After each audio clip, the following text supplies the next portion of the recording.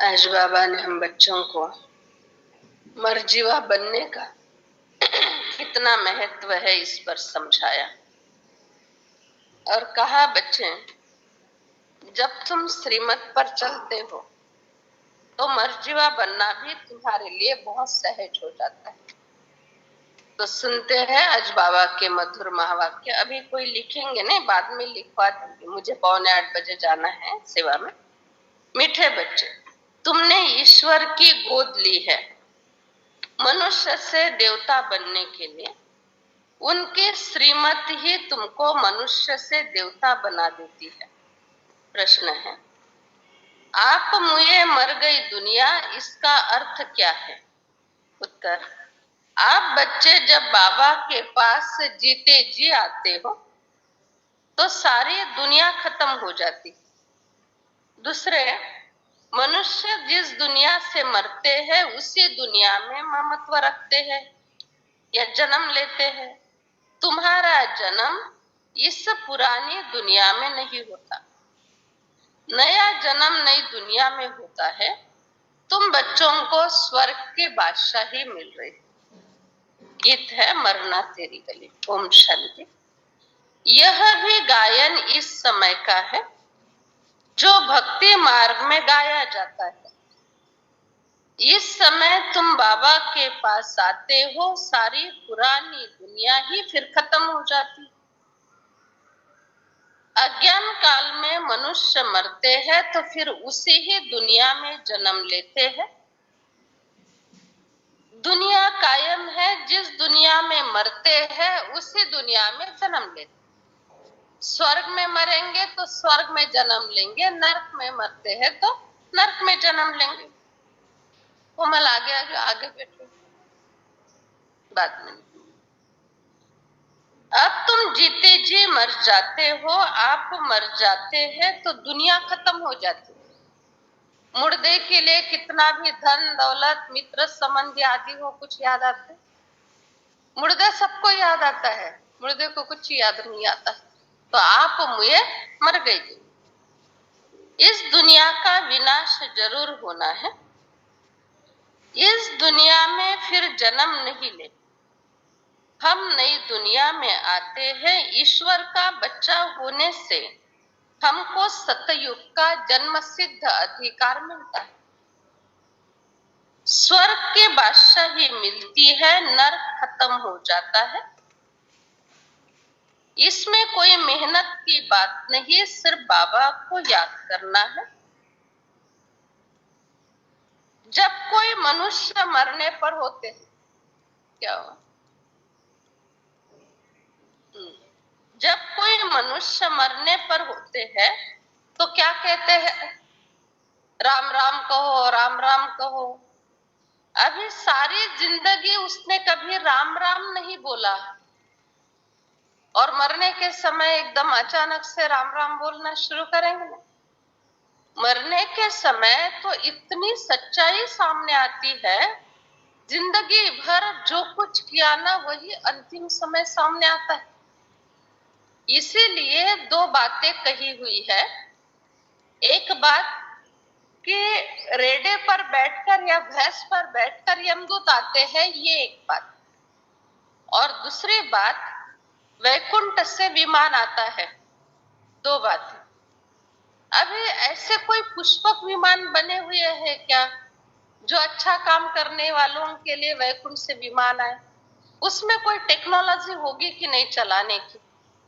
और दूसरा, रेडे पर या भैंस पर बैठकर यमदूत आते हैं। अभी रोज के लाखों लोग शरीर छोड़ रहे हैं। इतना ट्रैफिक अगर ऊपर आकाश में हो जाए और वो भी दिखाई नहीं देते, कितने विमानों के एक्सीडेंट हो जाएंगे।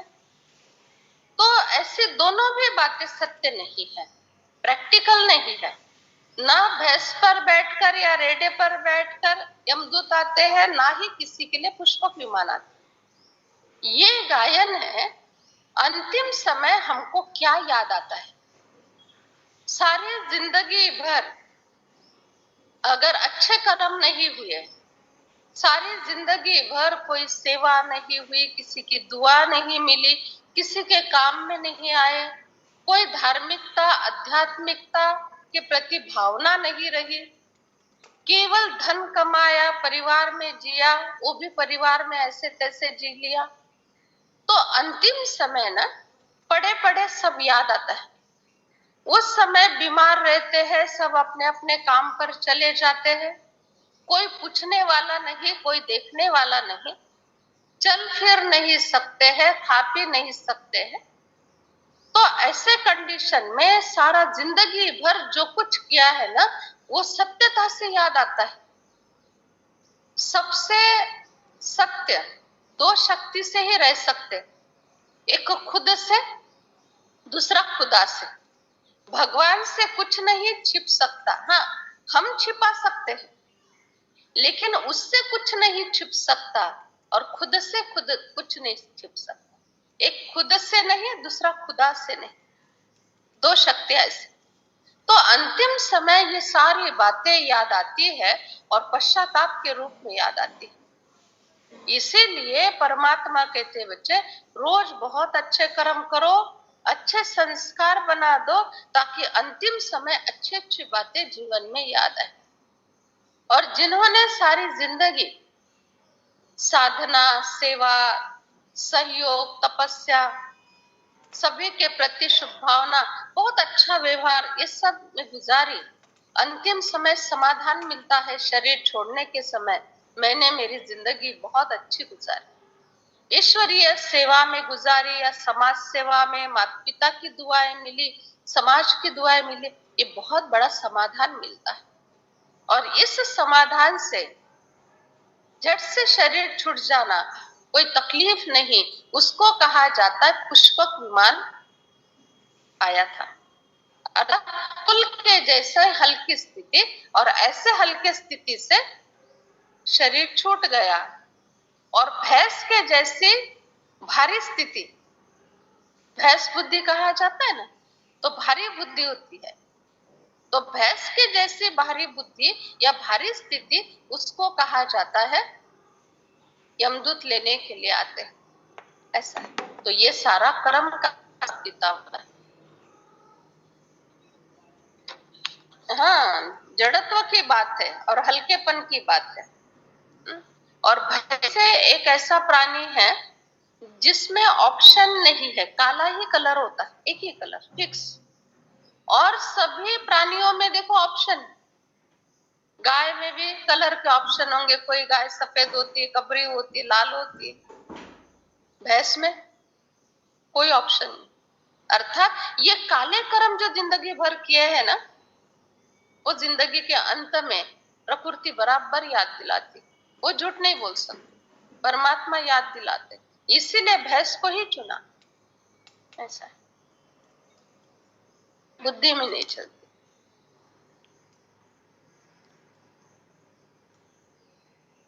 बाबा कहते हैं नर्क खत्म हो जाता है, इसमें मेहनत नहीं, सिर्फ बाबा को अच्छी तरह से याद करना है। अंतिम समय राम राम कहते रहेंगे, थोड़ी राम राम आएगा नहीं। अंतिम समय जो जिंदगी भर किया है वही बातें याद आएगी। परम पिता परमात्मा कहते बच्चे, रोज तुमको ऐसे कर्म करना है जो अंत में वही कर्म याद आए, अंत में अच्छे कर्म याद आए। और रोज तुमको परमात्मा को याद करना है, ताकि अंत में परमात्मा ही याद आए। परमात्मा के सिवा और कोई बात याद नहीं। माला भी राम राम की सिमरते हैं, राम राम राम धुनी ऐसे लगाते हैं, तल्लीन हो जाते हैं उसमें। तुम बच्चों को बाबा समझाते हैं, कोई आवाज नहीं करना, ना मन का ना मुख का। मन का आवाज अर्थात परेशानी, मुख का आवाज अर्थात दूसरों को परेशानी। सिर्फ बुद्धि से याद करना। तुम जानते हो जीते जी ईश्वर की गोद में आने से ये दुख रूपी दुनिया खत्म हो जाती। बाबा हम आपके गले का हार बन जाएंगे।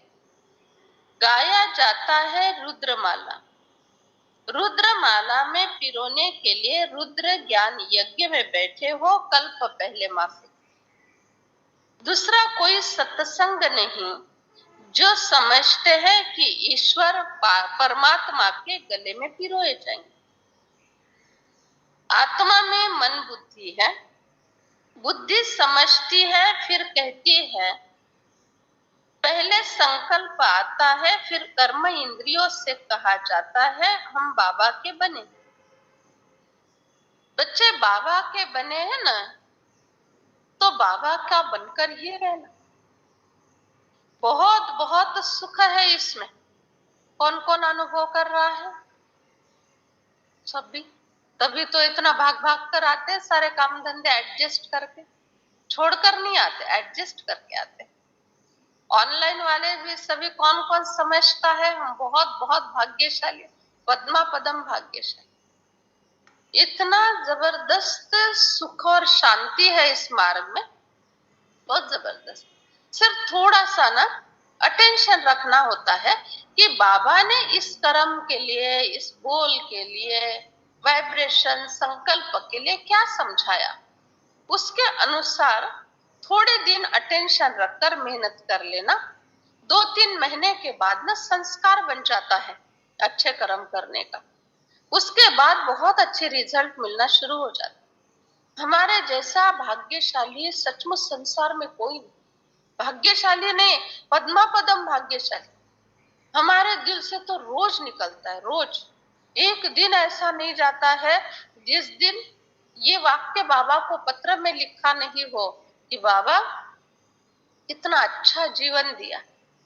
जीवन का अर्थ ये नहीं है ये इतना बड़ा भवन है, ये फर्नीचर है, लाइट है, माइक है, ये सुख की बात नहीं, ये सुविधा है।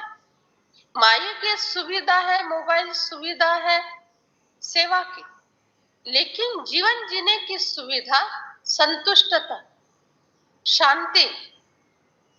जो परिस्थिति है उस परिस्थिति में उसी टाइप का विचार, और थोड़े विचारों में अच्छा निर्णय, और एकदम बाबा में स्थिति। अंदर से बाबा का भाव, अंदर से बाबा, ऊपर से बाबा बाबा बोलना, और अंदर से मैंपन मेरापन आ जाना, ये नहीं चाहिए। इसीलिए इतना ऊंचा जीवन जीना है ना, तो आज दिन तक भले उतार चढ़ाव का अनुभव किया भी होगा, लेकिन संकल्प करो कि मुझे एकदम सच्चाई से चल। जहां सच्चाई नहीं ना, वहां पर नहीं है प्राप्त। ये अनुभव है हमारा।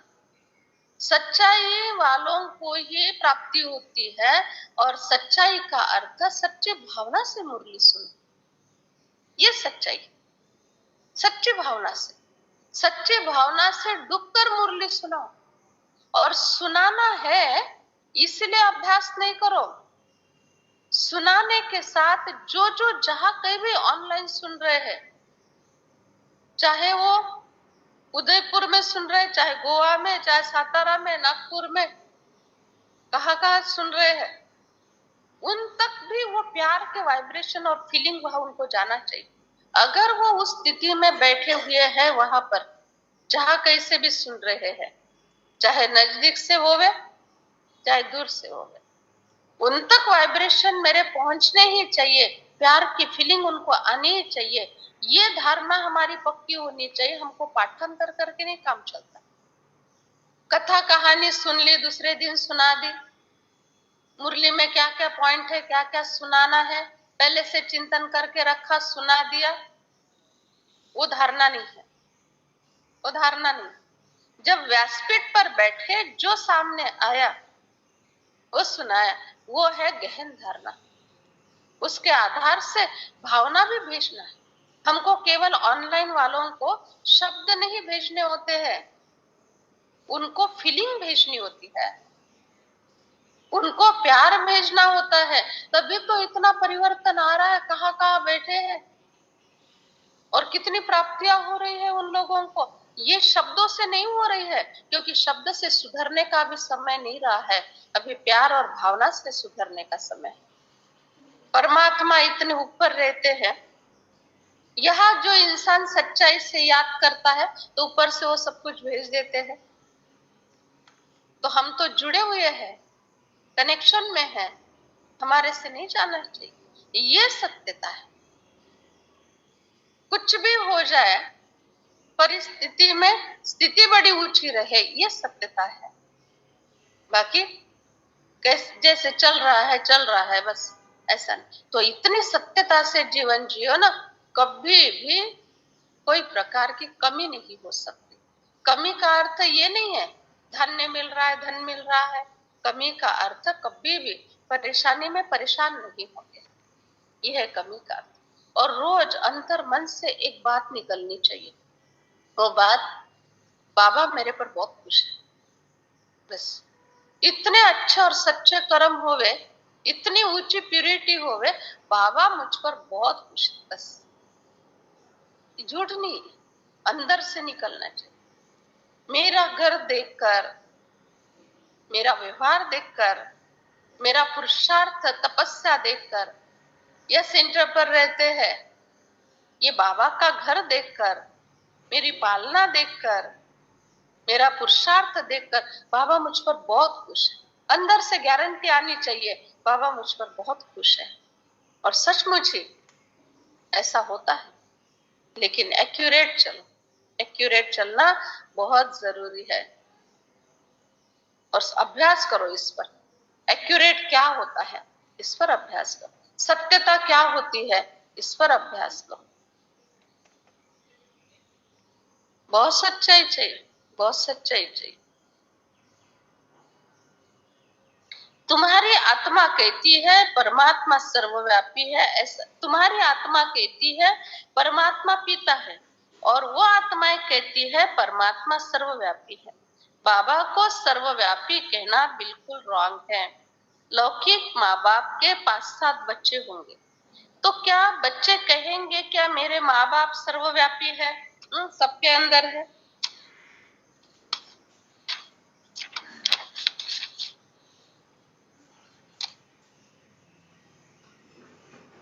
बच्चा फिर कहते मेरे बच्चा फिर कहे मेरे बाप का मेरे में प्रवेश हुआ।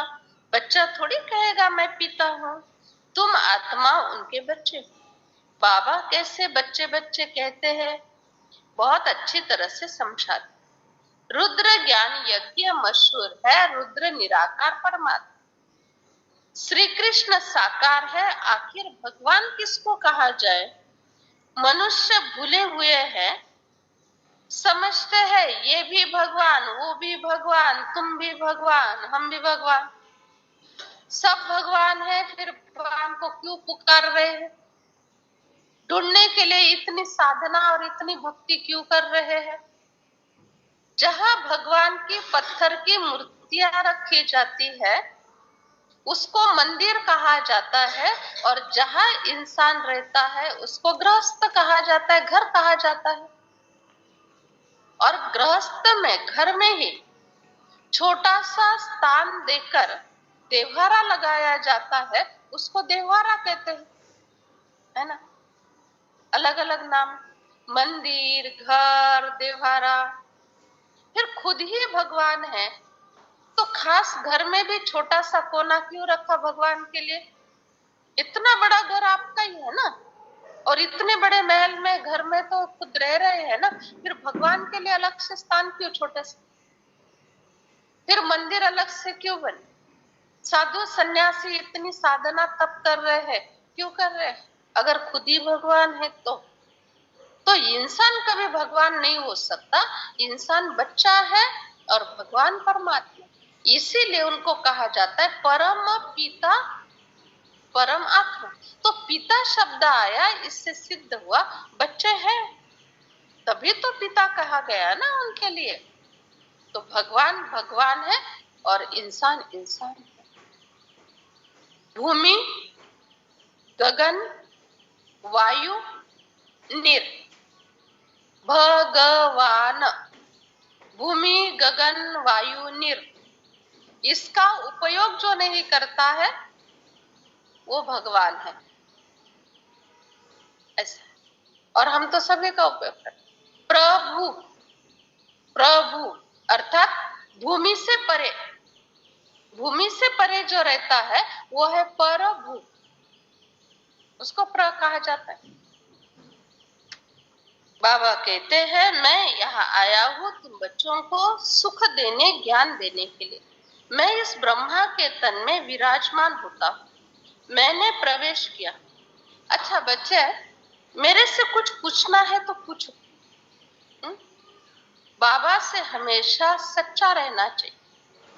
पहले पितरों को बुलाने का रिवाज था।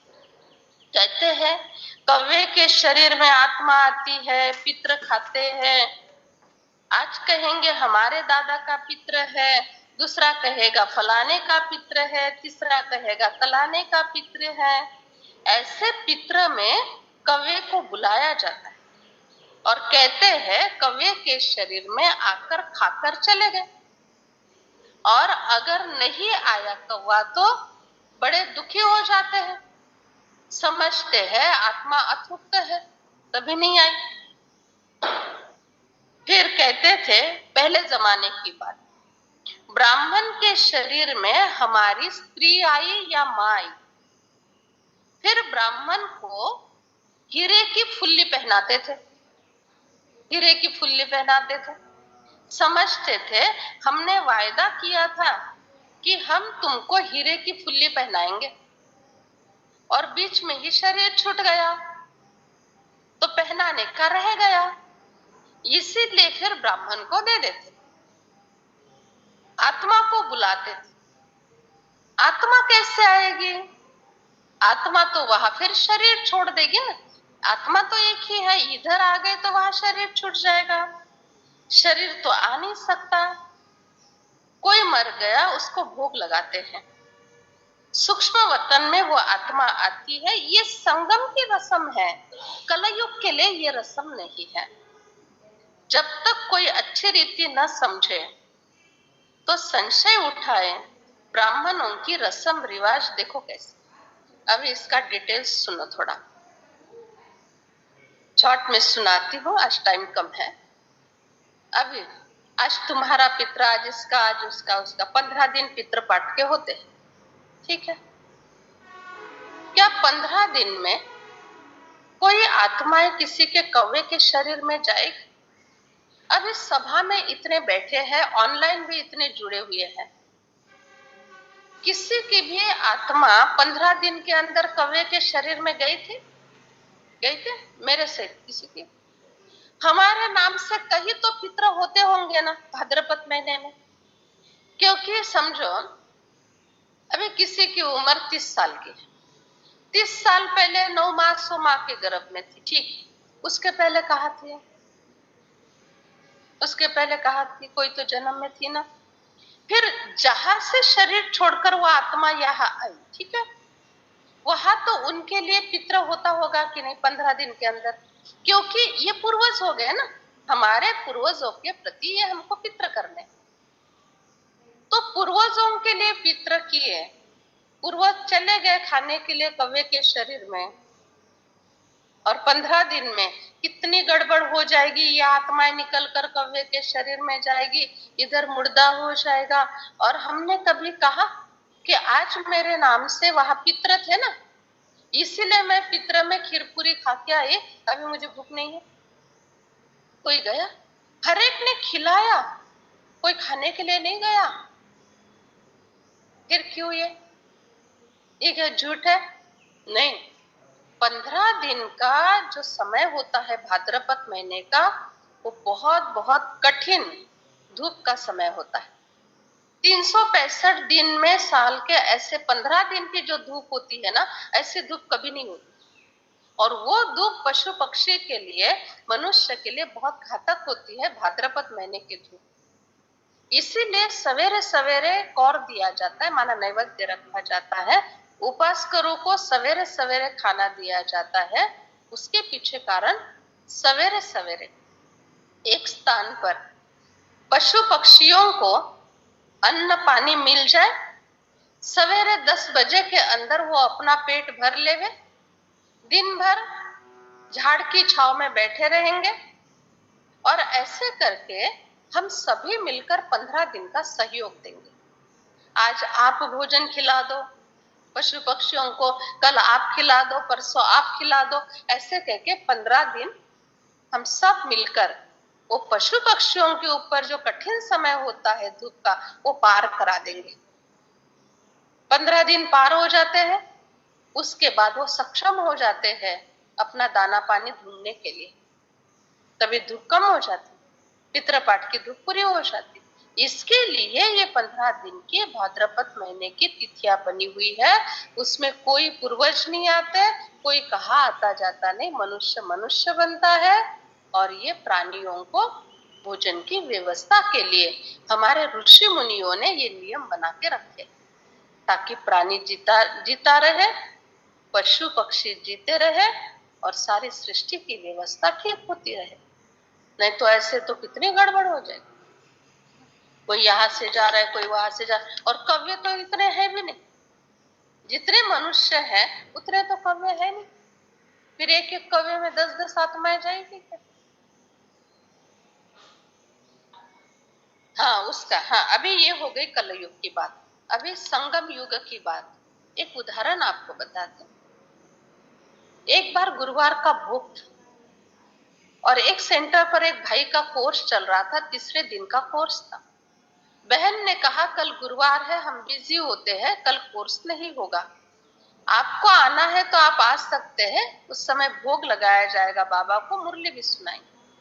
तो कहा ठीक है। दूसरे दिन वो भाई भोग में आ गए, 6:30 बजे सवेरे पहुंच गए, मुरली सुनी। बाद में बहन से मिलकर कहा कि बहन आपने जो प्रसाद लगाते समय, बाबा को जब भोग लग रहा था उस समय आपने वो 3 गीत बजाए थे, वो गीत मुझे बहुत अच्छे लगे, मुझे आप वो कैसेट देंगे? ये कैसेट के जमाने की बात है, आज से करीब 30 साल पहले की बात है। तो कहा हाँ ठीक है, ले जाइए, सुनिए आप, लेकिन हमको हर गुरुवार को ये कैसेट चाहिए, आप लेकर आना। बोला ठीक है। दूसरे दिन नहीं, वो भाई उसी दिन घर गए। घर जाने के बाद बासी रोटी पड़ी थी, उसके ऊपर लाल मिर्ची डाल दी, तेल नमक डाल दिया, उसके ऊपर और से एक रोटी रख दी, एक मैला गंदा टेबल लिया, उसके ऊपर थाली में भोग रख दिया, ऊपर से टॉवेल ढक दिया, गीत लगा दिया, बैठ गया भोग लगाने के लिए। गीत चालू, एक गीत तो बाबा ने सुन लिया पूरा, पंचीरे उड़ जा प्यारे वतन में। दूसरा गीत लगा, तेरे याद का अमृत पीते हैं, तेरे याद में जीते हैं बाबा। जैसे ही गीत लगा उसी समय बाबा ने उस आत्मा को ऊपर खींच लिया, अर्थात हड्डी मांस का शरीर यहाँ रहा और आकारी शरीर, सूक्ष्म शरीर को उसको वतन में खींच लिया, चैतन्य शरीर। और जो लाल मिर्ची की और बासी रोटी जो बाबा को भोग में लगाई ना, वही उसको खिलाया, वहां खिलाया इन द सेंस अनुभव कराया क्या होती है लाल मिर्ची और बासी रोटी, इसका अनुभव कराया। 20 मिनट तक वो भाई हॉल में ऐसे तड़पता रहा, एकदम लाल लाल हो गया, आंखों से आंसू, इतना पसीना पसीना। माँ और बच्चा दोनों ही रहते थे। माँ देख रही, अचानक इसको क्या हो गया, ये तो ध्यान में बैठा था। पूरा घर उसको लोटांगन लेने के लिए कम पड़ा। बाद में सारे शरीर पर छाले आ गए, स्किन जल गई और तड़प रहा है, मुझे छुड़ाओ बाबा, मुझे माफ करो, मैंने आपके साथ मजाक किया। 20 मिनट के बाद तो बाबा ने छोड़ दिया, बहुत बीमार पड़ा, लेकिन वादा किया था गुरुवार को कैसेट लेकर मना आऊंगा क्योंकि चाहिए। गुरुवार को चला गया, 8 दिन के बाद। भाई आप आए नहीं 8 दिन। बोला मुझे स्टेज पर अनुभव सुनाना है। मुरली के बाद स्टेज पर गया और अपना शरीर दिखाया, देखो मेरा क्या हाल है, चेहरा देखो, हाथ देखो। क्यों?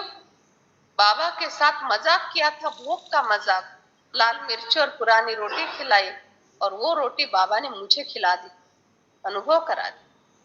अर्थात 1 मिनट पूरा, अर्थात सूक्ष्म वतन में हम जब भोग लगाते हैं ना, गुरुवार को भोग लगाते, रोज भी भोग लगाते, तो सूक्ष्म वतन में जैसे हमारी भावना है ना, जिस भावना से बना और जिस भावना से लगा रहे, तो बाबा अनुभव किए बिगर और कराए बिगर छोड़ते।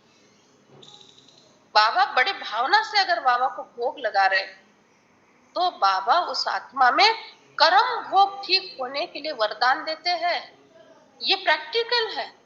मजबूरी से कर रहे हैं तो मजबूरी का वरदान मिलेगा, और भावना से कर रहे हैं तो कर्म भोग लगाने से कर्म भोग ठीक होते हैं। ये वरदान प्राप्त किए बगैर आप उठ नहीं सकते हैं वहां से। तो सूक्ष्म वतन माना बाबा की याद में बैठे, बहुत भावना से बैठे, ऊपर ये हड्डी मांस का शरीर छोड़ आकारी शरीर जा रहा है, और बाबा को एक एक गिट्टी खिला रहे हैं, ऐसा अनुभव करो। उस भोजन में बहुत ताकत आ जाएगी। नहीं तो ऐसे रख दिया, बैठ गए, कि सुन लिया, कब पूरा होगा, 5 मिनट 10 मिनट कह दिया, उस आत्मा का हिसाब किताब बन जाता है। भोग लगाने को मजाक नहीं समझना, भोग का बहुत सिंसियरली करना पड़ता है, लगाने की बात भी और बनाने की बात। नहीं तो हमारे कर्म भोग कभी खत्म नहीं हो सकते, बढ़ते जाएंगे। और ऐसा है, इसलिए ये बहुत बहुत सहज विधि है। कर्म भोग चुप करने की, खत्म करने की विधि है ये। या तो फिर विधि पूर्वक नहीं किया तो फिर बढ़ने की विधि भी है। देखता हूं इनका बाबा कैसा खाता है, ये कोई थोथांग तो नहीं है, ये भाव भी था उसमें। तो बाबा ने दिखा दिया, मैं खाता हूं और खिलाता भी हूं। जो मुझे खिलाते हो ना वो तुमको पूरा खिलाता हूं। एक गिट्टी मुझे खिलाओगे, मैं तुमको पूरी मिर्ची की रोटी खिलाता हूं। अच्छा, इस पतित तमो प्रधान दुनिया में अब तुमको नहीं रहना है।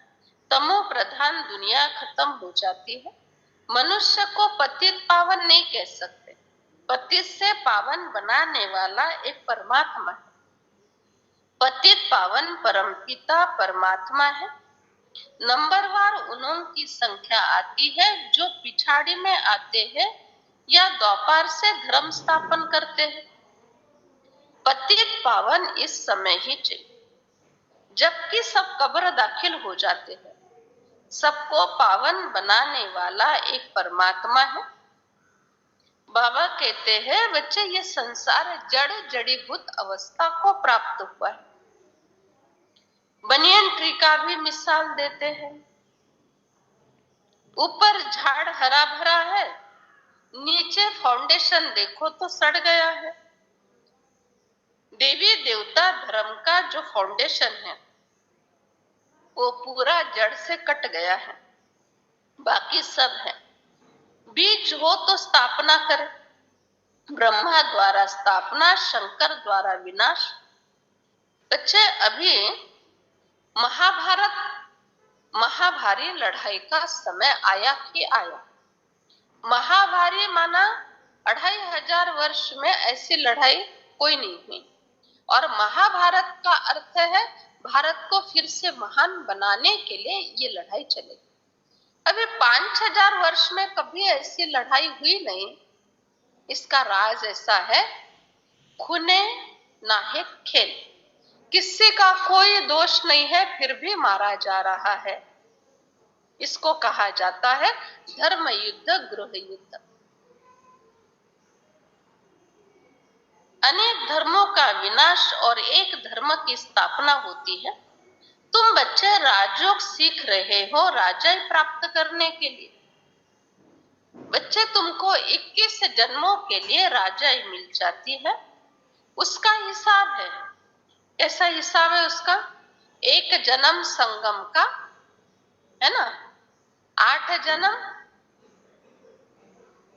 सत्ययुग के, त्रेता के कोमल 12, 8 12 और एक ये 21 जन्म। अभी कहाँ हमारी राजाई है, हमको तो बहुत सेवा करनी पड़ी।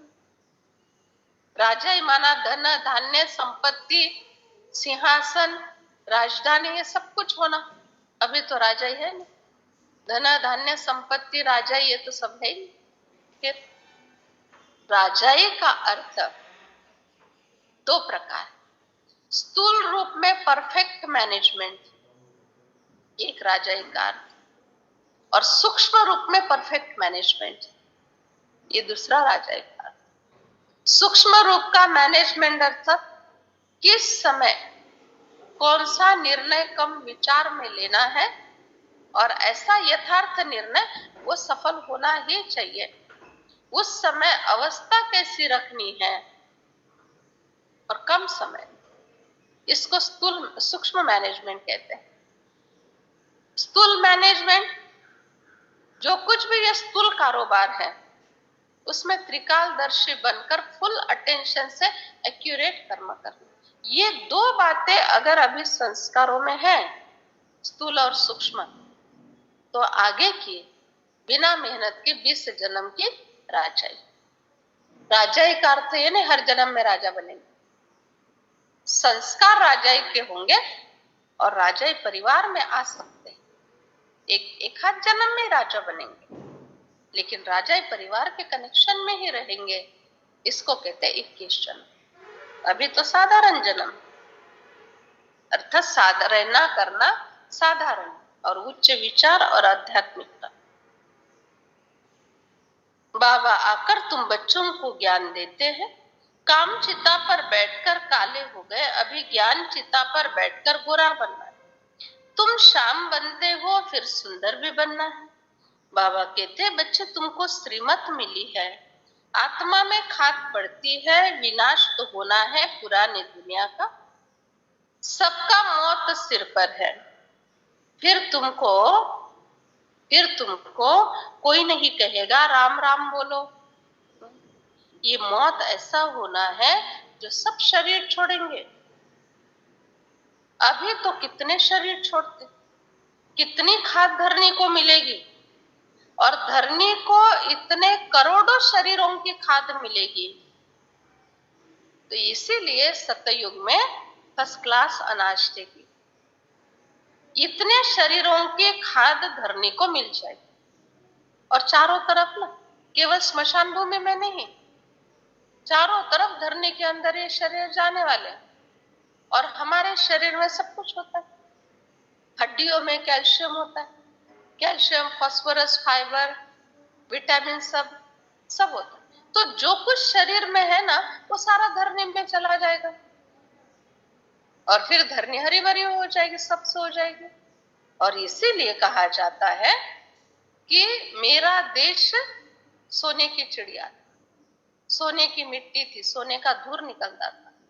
तो सोने की मिट्टी का अर्थ सोने जैसी ताकत जो भोजन से मिलती थी, वो सतयुग। खाद बनने में टाइम नहीं लगेगा। इतने शरीर, करोड़ों शरीर धरती में मिल जाएंगे, उसका असर कलयुग के अंत तक धरती अच्छी रहेगी। कलयुग के अंत तक 50-60 वर्ष के पहले तक भी कितना सात्विक अनाज मिलता था। अभी ये केमिकल के कारण धरती की अवस्था ऐसी होगी। किचड़ा जलकर खाद बन जाता है, खाद बनने में टाइम नहीं लगेगा, नई सृष्टि बन जाएगी। तुम सूक्ष्म वतन में जाते हो, फल फूल देखते हो, शुभ रस पीते हो। तुम विचार करो कितनी खाद मिलेगी, सो भी खास भारत।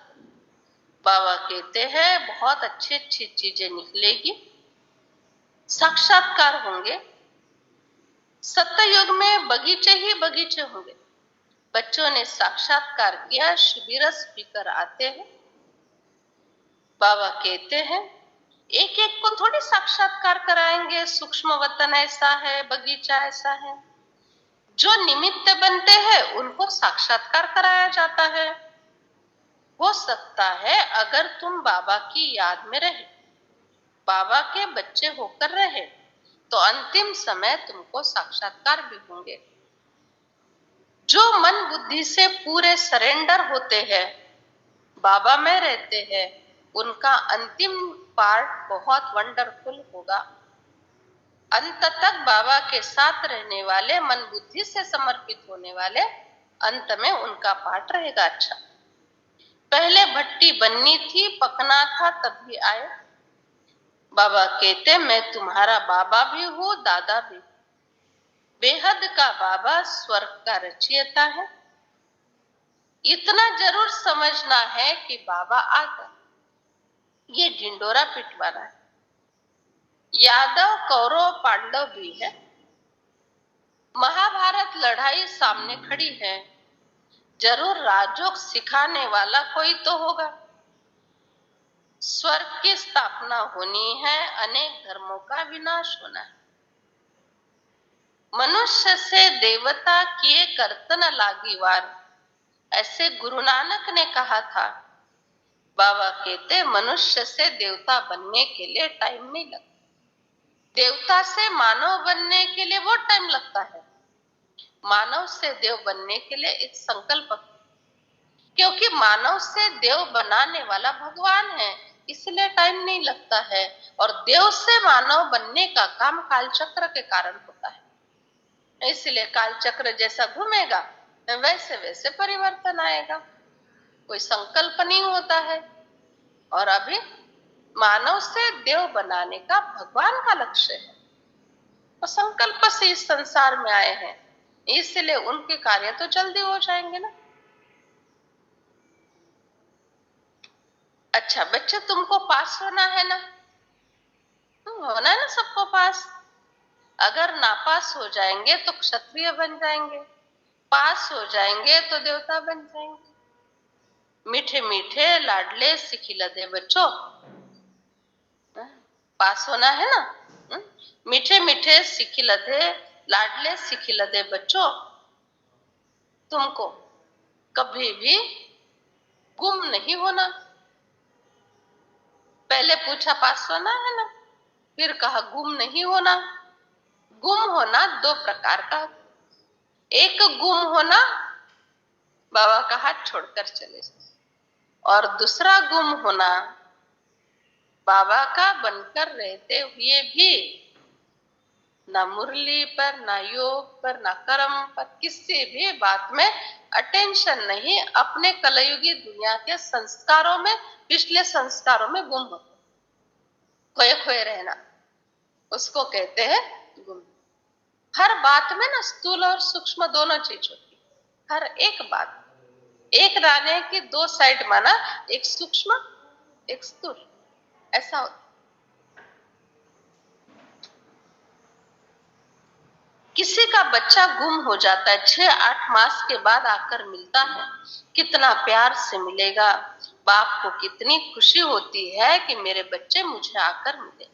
बाबा कहते हैं लाडले सिखिलदे बच्चों, 5000 वर्ष के बाद तुम मुझसे मिले हो, तुम लाडले बच्चे हो, तुम बिछड़ गए थे, अब मुझसे मिले हो। हे मेरे लाडले बच्चों, कितने बार बाबा ने बोला, हे मेरे लाडले बच्चों, तुम्हारा जन्म सिद्ध अधिकार है टीटी वर्ल्ड सावरेंटी, अर्थात देवता का स्वराज्य, राज्य भाग्य, ये तुम्हारा अधिकार है। बेहद के बादशाही देने के लिए बाबा आए, तुम बच्चों को लायक बनना है, तुम्हारे लिए बहुत बड़ी सौगात लेकर आया। श्रीमत पर चलना, बाबा माँ कहकर फिर फारकती दे देते हैं, तो गले का हार कैसे बनोगे? बच्चे, मेरा तुम्हारे से बहुत प्यार है, मैं तुम बच्चों को सिर पर रखता हूँ, रोज नमस्ते कहता हूँ। बेहद के बाबा के तुम बच्चे हो, बेहद का बाबा कितना उच्च चढ़ाते, पैरों में नहीं गिरने देते, उच्च चढ़ाते। अच्छा बच्चे, हर हाल में खुश रहो, इजी है ना, इजी है ना, हर हाल में खुश रहना सहज है ना? नहीं, उसके लिए एक्यूरेट श्रीमत को समझना होगा और फिर चलना होगा। पहले तो समझना होगा क्या है श्रीमत, एक की मत पर चलना है, अपनी मत पर चला और ये मरा। जिन बच्चों को खुशी नहीं रहती, वो जैसे कि तो क्या करे, बाबा को बोलना पड़ता है कभी कभी एक आधा कड़ा शब्द। जिन बच्चों को खुशी नहीं रहती, वो जैसे कि मुर्दे, मुर्दे का चेहरा फिर भी एक जैसा होता है, जैसा वैसा है, चेंज नहीं होता। अभी जिनको खुशी नहीं रहती ना, उनका चेहरा बार बार चेंज होता रहता है ना। अपनी मत पर नहीं चल, क्षत्रिय की 2 कला कम हो जाती, अपनी मत पर चलते रहते हैं, फिर बाबा क्यों रेस्पॉन्सिबिलिटी ले? बाबा पूछते हैं, कितने नंबर में पास होंगे? बाबा की आबरू नहीं गवाना। बेहद का बाबा कहते सूर्यवंशी बनो, 108 की माला में तो आ जाओ, फॉलो फादर करो। आप समान स्वदर्शन चक्रधारी बनाकर शिव बाबा के आगे सौगात लेके आते। बाबा पूछते हैं कितनों को आप समान बनाए? तुम कितनों को आप समान बनाकर मजे से रहते हो? कितनी मजे की बात है, नया कोई बिल्कुल समझेगा नहीं। 7 रोज तो भट्टी में बैठना पड़े।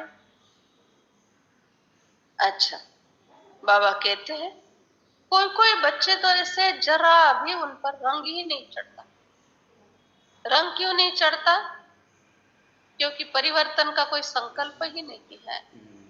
जैसे चल रहे अपनी मत पर चलकर उसी मत को ठीक मान रहे, नहीं ये ठीक है बस, इसीलिए रंग नहीं चढ़ेगा। और ये शापित जीवन, बाबा का बनने के बाद भी अगर सुख नहीं मिल रहा है, मार्ग क्षमा नहीं हो रहे, दुआएं नहीं, भगवान हम पर खुश नहीं है, तो ये जीवन ठीक जीवन नहीं है। रोज ये निकलना चाहिए अंतर मन से, किसी को कहने की बात नहीं, बाबा मुझ पर जरूर खुश। दूसरा, बाबा इस समय ऊपर से देख रहे होंगे तो खुश हो रहे होंगे या कुछ कह रहे होंगे? ऐसा तो अब भी बाबा मुझे देखे तो खुश हो जाए, अब भी बाबा मुझे देखे ये कर्म करते बाबा प्रसन्न हो जाए, ऐसे संकल्प आना चाहिए। पहली पहली बात बच्चों को समझाई जाती है। बेहद का बाबा कहते हैं तुम अपने को जानते हो? मेरे में भी कहते हैं हाँ जानते हैं, मेरे में भी भगवान, तुम्हारे में भी भगवान। अरे ऐसे कैसे हो सकता है? एक तरफ कहते हो वो भगवान है, एक तरफ कहते हो वो पिता है, और दूसरे तरफ कहते हो मुझ में तुझ में भगवान है। बाबा से वर्षा मिलना है जरूर, अलफ पर समझाओ। बाबा कहते मेरे सिखिलदे बच्चों, ऐसा कोई काम नहीं करना जो फिर पश्चाताप की घड़ी आए। ऐसे कोई सन्यासी गुरु गोसाई मीठे मीठे बच्चे कह नहीं सकता। तुम जानते हो शिव बाबा के सिखिलदे बच्चे हैं, 5000 वर्ष के बाद आकर मिले स्वर्ग का वर्षा लेने। स्वर्ग का मालिक बनना है, मालिक थे, फिर से स्वर्ग का मालिक बनने का पुरुषार्थ करना है, पुरुषार्थ के अनुसार पद मिलेगा। अच्छा, मीठे मीठे सिखिलदे बच्चों प्रति माता पिता बाप दादा का याद प्यार और गुड मॉर्निंग। रूहानी बाबा की रूहानी बच्चों को नमस्ते। रूहानी बच्चों की बाप दादा को याद प्यार गुड मॉर्निंग नमस्ते, थैंक यू, बहुत बहुत। अभी लिखेंगे कोई भी धारणा के लिए सर, मम्मा बाबा को फॉलो कर सूर्यवंश में जाना है, अपनी मत पर नहीं चलना, श्रीमत से उच्च देवपद पाना है। दूसरी पॉइंट, हम बाबा के होकर रहेंगे इस निश्चय में रहना है, किसी भी बात में संशय नहीं उठाना। वरदान, बाबा के हर डायरेक्शन व कायदे से फायदा लेने वाले मर्यादा पुरुषोत्तम भव। कहा जाता है जितना कायदा उतना फायदा, इसलिए अमृत वेले से जो भी कायदे बने हैं उससे कभी किनारा नहीं कर। पढ़ाई, अमृत वेला, सेवा, ये दिनचर्या बनी है, उसमें अगर मन नहीं भी लगे तो भी दिनचर्या में कुछ भी मिस नहीं करो। बहुत इंपॉर्टेंट पॉइंट, कोई बात में मन नहीं भी लग रहा है एक आध दिन, तो भी एक भी दिनचर्या मिस नहीं करो। जैसे भक्त लोग नियम पालन जरूर करते हैं, मंदिर में मन नहीं भी लगे तो भी जाएंगे जरूर। आप स्वयं लॉ मेकर्स हो, इस अनुभव से हर नियम का पालन करते चलो तो मर्यादा पुरुषोत्तम बन जाएंगे। स्लोगन, जिनके पास संतुष्टता का विशेष गुण है उनके पास सर्वगुण स्वतः ही आ जाते हैं। आज 26 नंबर पॉइंट है। बाप दादा वर्तमान समय के प्रमाण हर बच्चे को एकाग्रता के रूप में सोमानधारी स्वरूप में सदा देखना चाहते। सबसे पहला सोमान है जिस बाप को याद करते उनके डायरेक्ट बच्चे बने। नंबर 1 संतान।